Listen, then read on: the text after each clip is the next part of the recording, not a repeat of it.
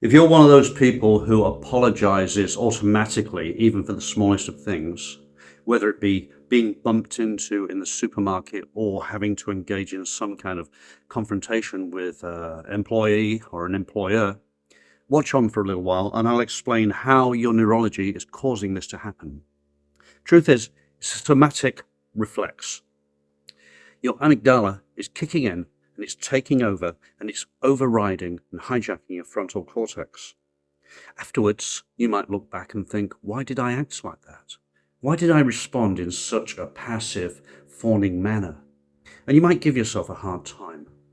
Well, the reason that this has happened is because your amygdala is flared up. And as a result, it's flooded your brain with certain chemicals and caused your frontal cortex to take a back seat.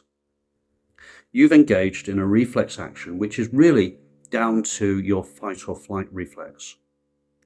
Your fight or flight reflex is something which enabled us to survive evolutionary processes. If you find yourself in a situation where you're face to face with a predator, you don't want to be the prey. You've got to decide either you're going to hit it between the eyes or you're going to flee. Well, in social situations, we can't do that so much. So the fight or flight reflex kicks in a different way, and we find ourselves apologizing, or some people do. If you do find yourself apologizing, there's an emotional price that you have to pay. Because now, the emotional price you have to pay is that you feel guilty within yourself for apologizing for something that wasn't such a big deal.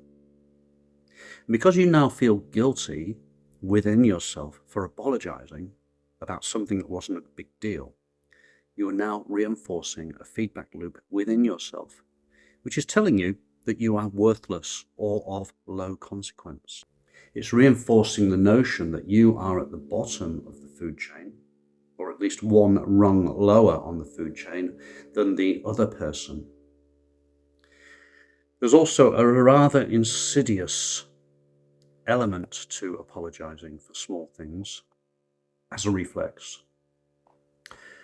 What it is that apologizing for small things is now a controlling mechanism.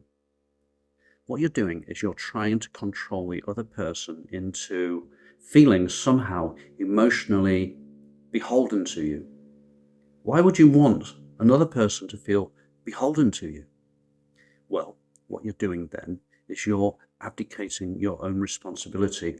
By saying, I'm sorry, you're suggesting that there is no answer to this problem.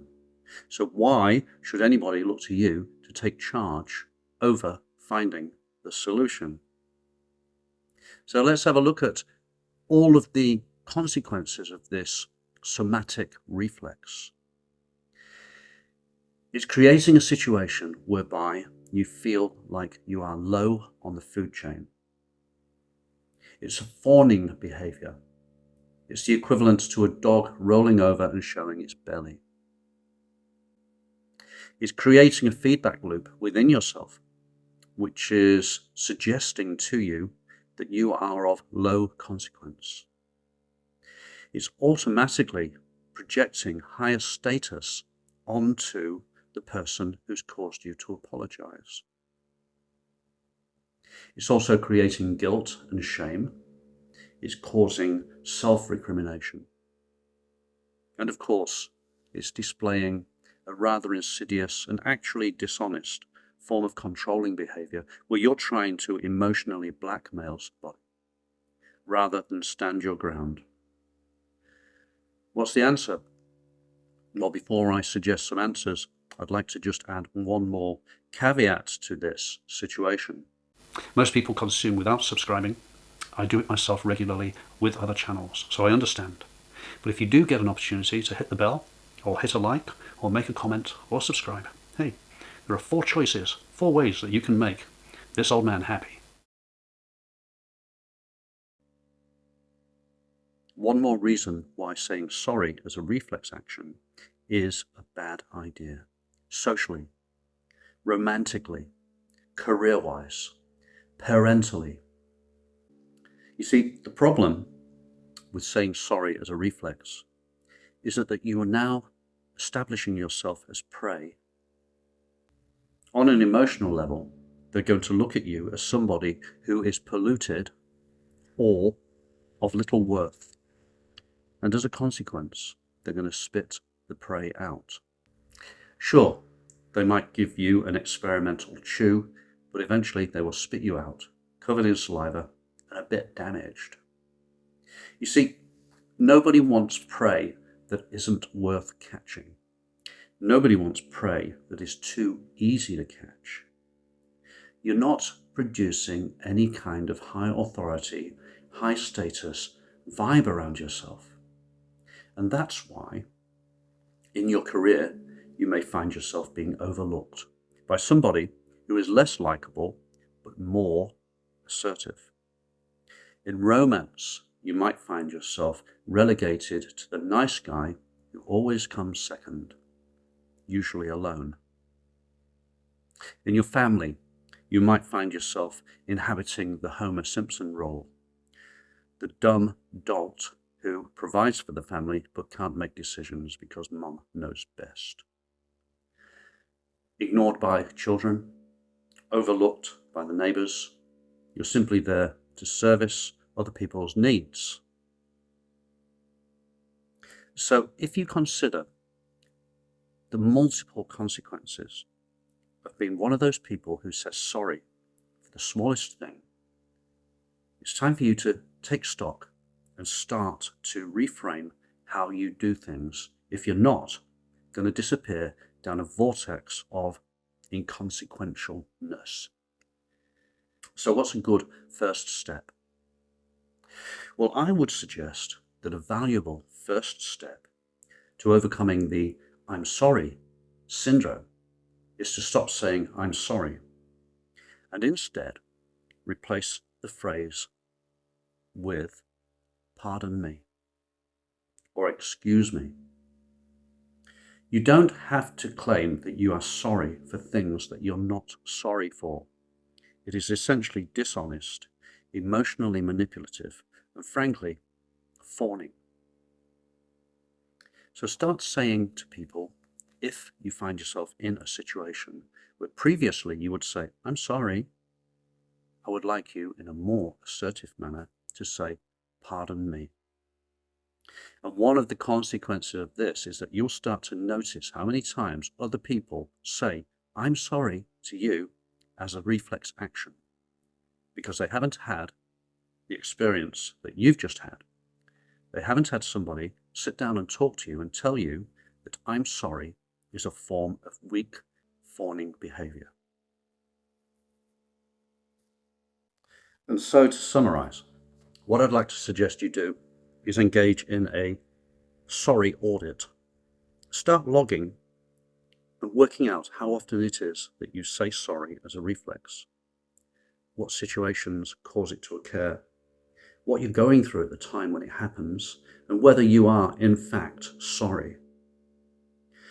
I'd suggest that truly and meaningfully we should only really say sorry perhaps a handful of times in our lives when we are truly sorry for something which is truly tragic. Unfortunately, sorry has become a password or a code word for compliant, agreeable, pushover. Count how many times you've used it and how many times it has been a cause of distress. Think about how many times you've said sorry to people as a reflex, and basically your self-esteem has slipped down a notch as a result. And not only has your self-esteem slipped down a notch, the way that other people esteem you has also similarly been degraded. If you want to start to do better in your career, in your family, in your relationships, and in romance, I strongly suggest that you stop saying sorry for things that you're not sorry about and start to take charge of the possibility of a solution to the situation rather than just waving your hands as if you've got no control.